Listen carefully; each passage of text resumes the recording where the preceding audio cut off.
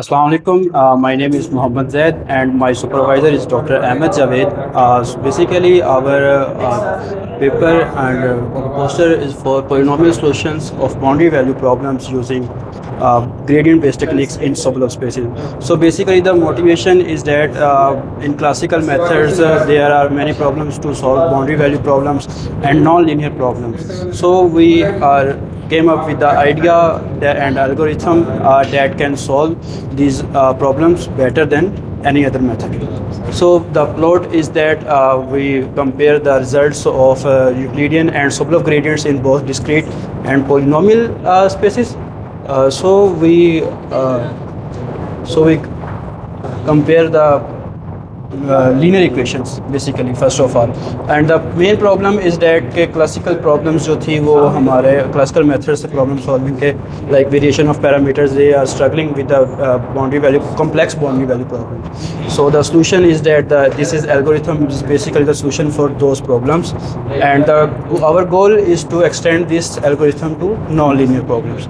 So from literature review we so basically we introduce this algorithm. So here is the algorithm, numerical algorithm. First of all, we set an initial guess for our equation, and then we compute the gradients, then step size, and then somehow the whole algorithm. At the end, we conclude that कि हमारा जो algorithm है basically वो classical algorithms and जो discretized spaces हैं उनसे ज़्यादा better perform कर रहा होता है. So and next mass will Assalamu alaikum, my name is Maz. So we have algorithm in polynomial space. First we set the initial guess u is equal to u naught plus u1 up to un by the computing the ui coefficient. Second we compute the coefficient psi n by in terms of coefficients ui. Third step is we choose a suitable step size lambda. Second one is we have the update the iterations. If u is equal to u, the solution we have the solution. If u minus u is less than tolerance, we have solution, else repeat the algorithm. So next we test our algorithm in many boundary value problems like u prime minus u with initial condition u of 0 is equals to 1, and the second one is the legendary equations with boundary condition. So we compare the graphical representation in polynomial space of both differential equation. First, this is the exact u prime minus the graph of u prime minus u, and the second one is the legendary equations graph. So we compare the both equation in polynomial spaces, so Euclidean space and polynomial space. So the next we जो हमारा जो algorithm है वो हम इसको future के लिए non linear पे भी अप्लाई करेंगे और इसको हम कर रहे हैं. So next the Aryan represent the Bismillahirrahmanirrahim. My name is Aryan Ayman and I am presenting on these two tables. ये जो हमारा पहला टेबल है वो है डिस्क्रीटाइज बेस्ट सॉल्यूशन. उसमें ये जो हमारा इक्विलिडियन ग्रेडियंट है, दूसरा सोबोलेव ग्रेडियंट है. जैसा कि आप देख रहे हैं कि आइट्रेशन में कितना बहुत ज़्यादा डिफरेंस है. जो इक्विलिडियन की आइट्रेशन से वो बहुत ज़्यादा है और जो सोबोलेव की आइट्रेशन है वो बहुत कम है.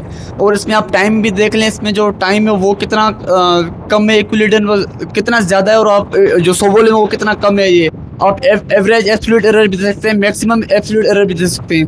और जो पॉलिनोमियल बेस्ड सॉल्यूशन है बेसिकली आप उसमें जब कंपैरिजन कर लेंगे डिस्क्रीटाइज और पॉलिनोमियल में, इसकी जो आइट्रेशन है बेसिकली वो बहुत ज़्यादा है और जो पॉलिनोमियल की जो आइट्रेशन है वो बहुत कम है, इक्विलिडियन में भी सोबोलेव में भी. इसलिए हमारा जो मेन मकसद है वो हम ये जो एल्गोरिथम बनाए वो हमने पॉलिनोमियल बेस्ड सॉल्यूशन में बनाया ताकि हम एक्यूरेसी है और ये फास्ट कन्वर्ज करें. और ये दूसरा ये comparison of legendary differential equation, इसमें भी हमने डिस्क्रीटाइज बेस्ड सॉल्यूशन बनाया हुआ है और हमने पॉलिनोमियल बेस्ड सॉल्यूशन बनाया हुआ है. इसमें भी आप ये ग्रेडियंट देख लें, इक्विलिडियन और सोबोलेव में कंपैरिजन देख लें. इसमें जो इक्विलिडियन ग्रेडियंट है इसमें बहुत ज़्यादा आइट्रेशंस हैं और टाइम कंज्यूमिंग भी है, एवरेज एब्सोल्यूट एरर भी ज़्यादा है. और उसके बाद जो सोबोलेव ग्रेडियंट देख लें उसमें आइट्रेशन बहुत कम है और टाइम भी बहुत कम हो रहा है. और उसके बाद ये पॉलिनोमियल बेस्ड सॉल्यूशन देख लें उसमें भी ये जो डिफरेंस है इक्विलिडियन ग्रेडियंट और सोबोलेव ग्रेडियंट में, इसमें भी आइट्रेशन बहुत ज़्यादा इक्विलिडियन में और जो सोबोलेव में है वो बहुत कम है. इसलिए हम पॉलिनोमियल बेस्ड पे काम करें ताकि वो एक्यूरेसी हो और फास्टर कन्वर्जेंसी हो. कंप्लीट हो गया। क्वेश्चन है यहाँ पर कि आप इस सोल्यूशन को why are you calling this polynomial solution, आप कोई आंसर करना चाहता है, आप क्यों इसे पॉलिनोमियल सोल्यूशन क्यों कहते हैं? सर हम पोलिनोमियल सॉल्यूशन इस वजह से कह रहे हैं क्योंकि हमें ज़्यादातर इम्प्रूव द परफॉर्मेंस चाहिए, हमारे स्टेबिलिटी ज़्यादा चाहिए। तो इससे पहले हमने डिस्क्रीटाइज में इसको हमने यूज़ किया था, मतलब सॉल्यूशन फाइंड किए थे, तो वहाँ में मोर एक्यूरेट नहीं मिल रहा था, इस वजह से हम पोलिनोमियल सॉल्यूशंस की तरफ से आए। पॉलिनोमियल सोल्यूशन की वजह ये तो नहीं है कि यहाँ पॉलिनोमियल ले रहे हैं आप, सर ये पोलिनोमियल सॉल्यूशन की वजह यही है कि यहाँ पर you are taking sir initial guess as a polynomial space के अंदर ले रहे then हैं। probably you are calling Yes, sir. this as a polynomial solution. Why are you calling this gradient based technique?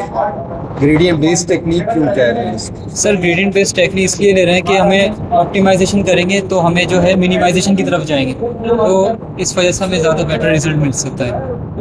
हमने जैसे आपका क्लास जो gradient based है इस एल्गोरिदम में, this is your gradient based yes sir this is the gradient gradient, psi is gradient. This thing is called your gradient based. Yes sir अब एट्रेशंस हाँ. एट्रेशंस और why you needed Sobolev spaces? Sir Sobolev space इसलिए लेते हैं, सोबोलोव spaces में हमारे पास inner product आते हैं फंक्शन और उसके डेरिवेटिव्स के, तो अब जो है हमारे पास कॉन्टिन्यूस डेरिवेटिव्स होते हैं, तो इस वजह से हमें ज़्यादा परफॉर्मेंस ज़्यादा बेस्ट होता है वो यूक्लिडियन स्पेसेस इस वजह तो से। Sobolev यहाँ पर कौन से फंक्शंस होंगे आपके? u होंगे, psi होंगे, वो सर कौन से होंगे? सर हमारे पास हमारे पास होंगे वो साई होंगे, जी, साई होंगे, psi is your Sobolev. Sai sure yes sir. ऐसे ही होगा, लेकिन सोल्यूशन आप किसका निकाल रहे हैं? सर यू का u, तो u आपका Sobolev स्पेस से नहीं आना चाहिए। What are the conditions on Sobolev? You know, sir U जो है हमारा वो सोबोलोव स्पेस से ही आएगा इन टर्म, सर यू जो हमारा वो सोबोलोव स्पेस से ही आएगा।